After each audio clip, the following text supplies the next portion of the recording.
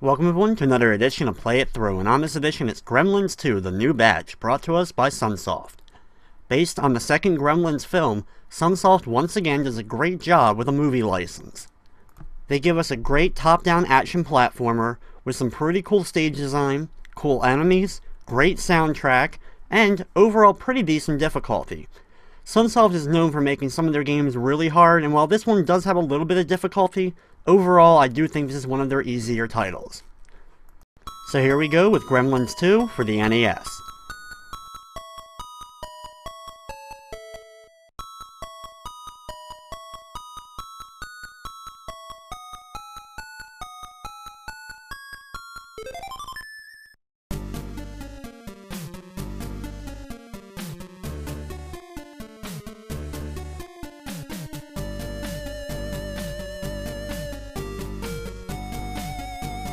At the beginning of the game, we see Gizmo escaping from the cage that he was put in inside the laboratory of the building.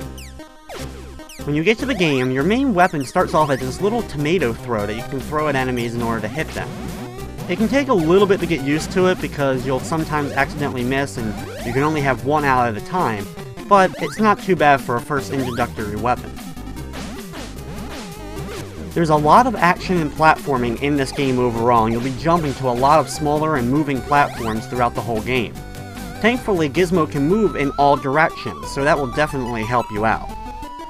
By defeating enemies, you'll also get some money, which you can then use to buy extra items, including extra lives, extra health, as well as balloons. Now the balloons, what they'll do is if you fall down one of the pits, instead of losing any health or anything, you'll instead come back riding a balloon for a short period of time, allowing you to float over the pit and skip it so you don't have to accidentally fall down it again. One of the fun little power-ups is sometimes enemies will drop the Pogo Stick, which pretty much makes you invulnerable for a short period of time and allows you to jump all over different enemies. You have to be careful though, because you can still fall down pits even while riding the Pogo Stick.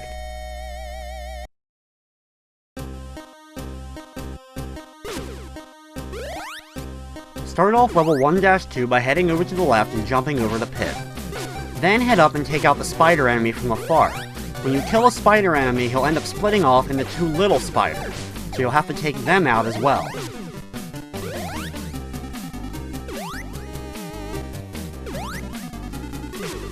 Jump over the gap and take out the spider enemies here. If you see a light bulb fall on the ground, be sure to get it because it destroys all enemies on screen. Or in the case of the spiders, it will beat the first form, but then it'll split off into the two little spiders still. However, if you use it on little spiders, it will take them out instantly. Don't head left yet, instead go up to a shop and you should be able to buy the heart item. Buying this will give you another hit of damage that you can take.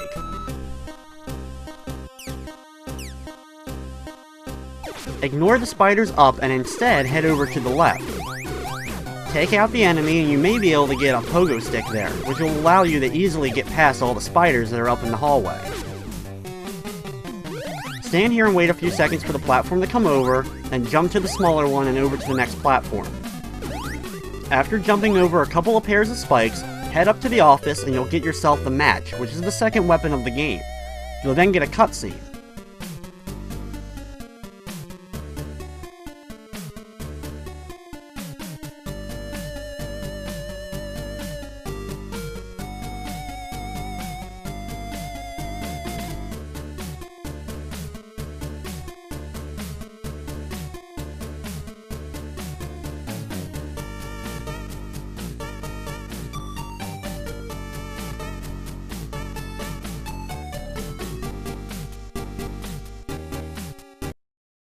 I must say I think Sunsoft did a fantastic job of doing the cutscenes in this game for the NES. They were very well animated and you can tell what's going on. When Gizmo gets wet, if you've never seen the movie, he multiplies and lets off other gremlins. These gremlins will then usually be evil and try to take out Gizmo themselves. However, if these gremlins then eat after midnight, they'll then turn extremely evil and slimy, and that's pretty much what happens every time they get released. Going over here to the right, you'll see another gremlin in the shadows, but he'll run off before you're actually able to fight him.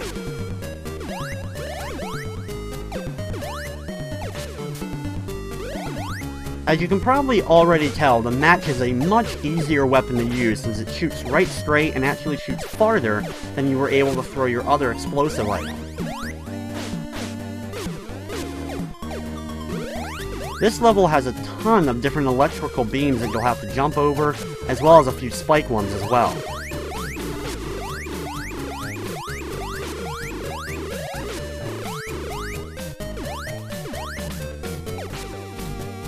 There are a few levels like this one that have a couple of little extra paths that usually will either just end up leading to a dead end, or take you all the way back around the room in a circle. After jumping over a couple more electrical beams, we make it to the end of the stage and go to 2-2. Here's where we start to see the different types of Gremlin enemies themselves, the first being the helicopter Gremlin. They take a couple of shots to take out, and they hover around and can hover over pits and spikes, so it allows them easy access to run into you. When battling the giant Gremlin who spits fire, stand on the edge of the platform facing him directly north of you or south of you, and then jump over his fire and keep laying into him with your matches. These jumping enemies can be annoying because they take 3 different shots in order to take them out, and they like to jump right into you a lot of the times. When you make it over to this platform, stay here to the top part, and you won't be able to get hit by the skateboarding Gremlin or his bombs, allowing you easy access to hit him and taking him out before you continue on.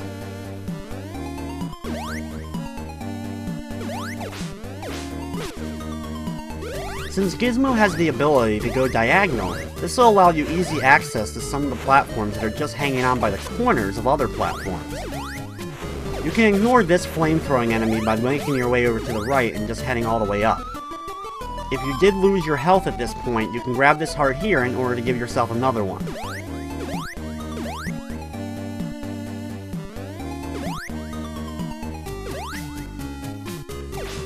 Be careful and stand at the corner here to take out both of the skateboarding Gremlins before trying to make your way over the corner.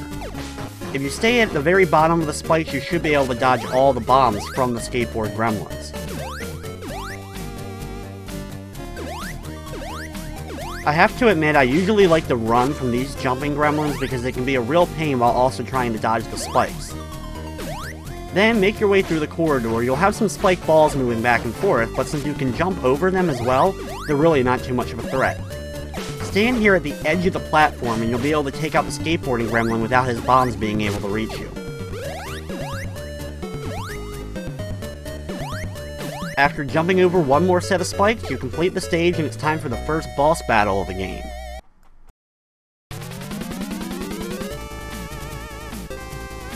For the first boss, you have to fight a giant Gremlin. Just walk straight a few steps from where you start and continue firing. His hand won't be able to hit you when he tries to throw it out at you, and you can just keep hitting him over and over again, taking him out with ease.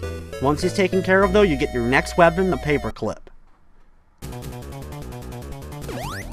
While the paperclips don't seem like they would be a better weapon overall than throwing fire, they do work really well on the enemies here. This level introduces one of the most annoying enemies in the game, and that's the arms that pop out of the ground and start throwing projectiles at you. They can be a real pain because they come out of nowhere sometimes, and they can end up running into you just that way, let alone when their actual projectiles try to hit you. Be careful of the spinning mace ball here, as you actually can stand where the chain is and not get hurt, so that's a good way so you can take out the enemies before heading upwards. Head inside the shop over here to the right, and if it's available, buy the last item, the P item, as that will get a power-up to your weapons, allowing you to throw out 3 of the paperclips at once. You can actually hit enemies with 2 of them at one time, so it'll do double damage, instead of just being able to hit them with 1. It's best not to try to jump on the platform with the mace itself, instead just do a long jump and you'll be able to get right to it. When you're in the kitchen area, there will be a giant Gremlin that'll try to throw some items at you. I say just ignore him and continue over to the right. He's rather slow and he shouldn't be able to hit you. Inside the graveyard, be careful of the giant bats as you make your way through it. Stand on the edge of this platform and take out the arms that pop out of the ground of the next platform before actually moving on to it. After making one last jump to the end, you'll complete the stage and we can move on to the next one. Level 3-2 introduces conveyor belts to the game, and these are quite annoying. It'll take a little bit of getting used to, especially on ones like this, where you'll have to jump on conveyor belts in order to make it over pits, or avoid falling into lava and other such things. Your skill at platforming in this game will start to be tested from this moment on for sure. Here you'll have to ride the platform and then jump up and onto the platform again while making sure that you're able to make it over the electrical balls. If you need to pick up items, you can stop by the shop in order to buy another heart or a power-up if you didn't buy it before.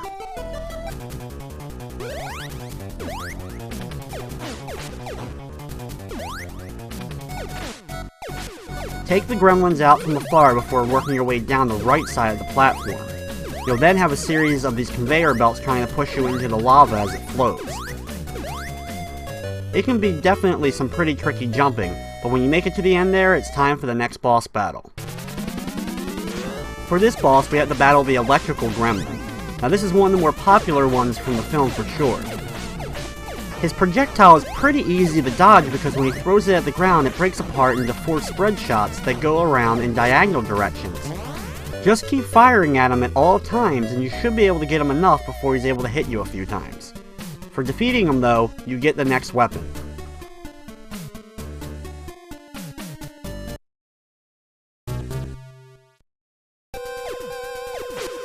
We now have the bow and arrow, and this is one of the best weapons in the game for sure, and with the power-up, you throw out 5 shots at one time, and this allows you to kill enemies quite easily.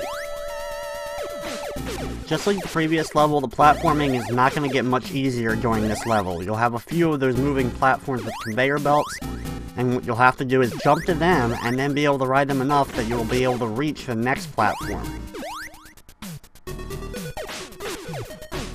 Normal enemies though, with this 5 shot that we have from the bow and arrow, they shouldn't be any threat anymore.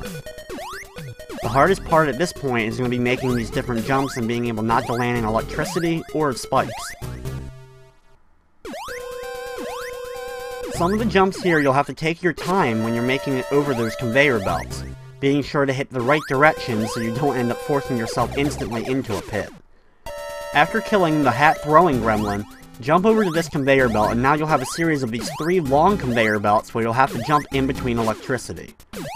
Watch out though, because a few enemies will try to grab you while you're moving your way across, but when you make it to the end, you complete the level.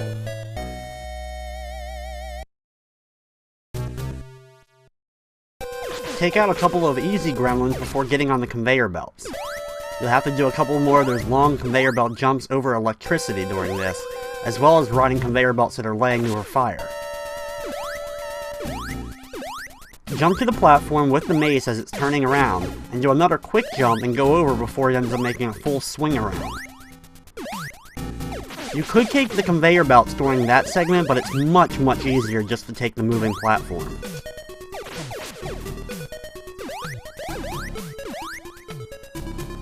Watch out for the mace and then jump to the conveyor belt, and keep firing so you can take out the flying gremlins as they're going to try to come down at you.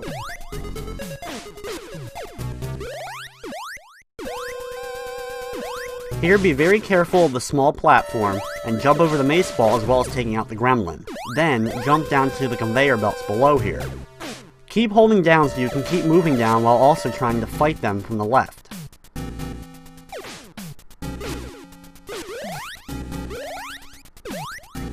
Up here, use the conveyor belt to make a long jump over the spikes, or go right through the middle and jump over the mace ball that way. When you make it to the end though, it's time for the next boss fight. This is probably the hardest boss so far. He has a gun, but it can't fire very far. Stay at the bottom and fire at him a couple times till he comes down towards you. He'll then start moving back and forth from left to right. Just keep going past him and keep turning around and firing him as he goes the opposite direction, and you'll be able to hit him a ton of times. After just a few hits, you'll take him out, get the next weapon, and move on to stage 5-1. Being that the new weapon we got is the final weapon of the game, you should expect it to be the best. It's a bow and arrow that shoots out a flame that even when it hits, it ends up exploding, hitting other enemies around it. Well, honestly, it could be kind of debatable if this one's actually the best weapon because the bow and arrow could hit a bigger distance than it. It's so powerful that it takes out most of the enemies in just one hit.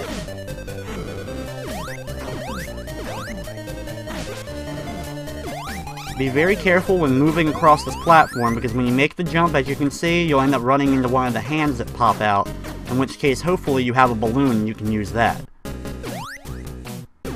You can see from what I just did that the balloons are really useful helping you get over certain types of pits. Here's some really tough jumping. You had to make a jump to a moving platform and then immediately off of it in order to get across the gap. Be sure to stop by the store if you want to pick up another one of the balloons, or a power-up if you don't have it, or if you're lucky, a heart.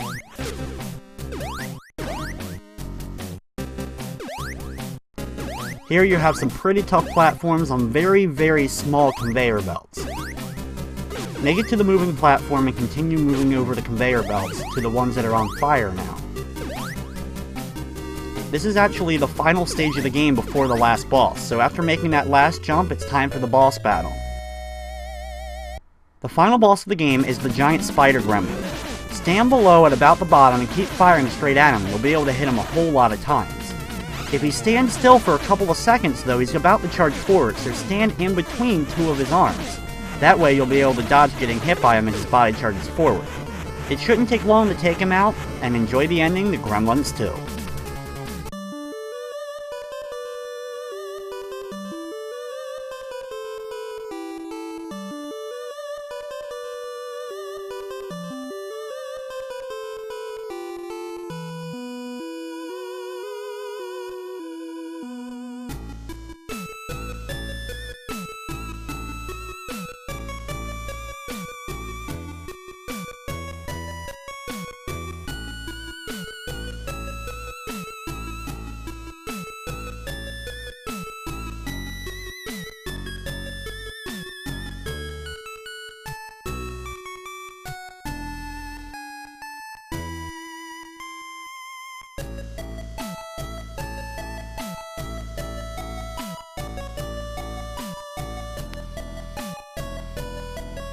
While Gremlins 2 may not be one of the longest games on the NES, the difficulty will take you a few playthroughs to get used to, and it'll probably take you a couple times in order to actually complete it. The power-ups, the gameplay, the graphics, the cutscenes, and the music, all of which are fantastic in Gremlins 2, and it's definitely one of the better licensed games. I mean, you could really put it up to debate who made the better licensed games in the NES era, whether it was Capcom or whether it was Sunsoft. Either way, no matter which one you prefer, we can all agree that they're better than any of the games put out by LJN, Ocean, or THQ. As we see Sunsoft at the very end of the game, that'll wrap up this edition of Play It Through. I'd like to thank you for watching, and of course, I hope you enjoyed.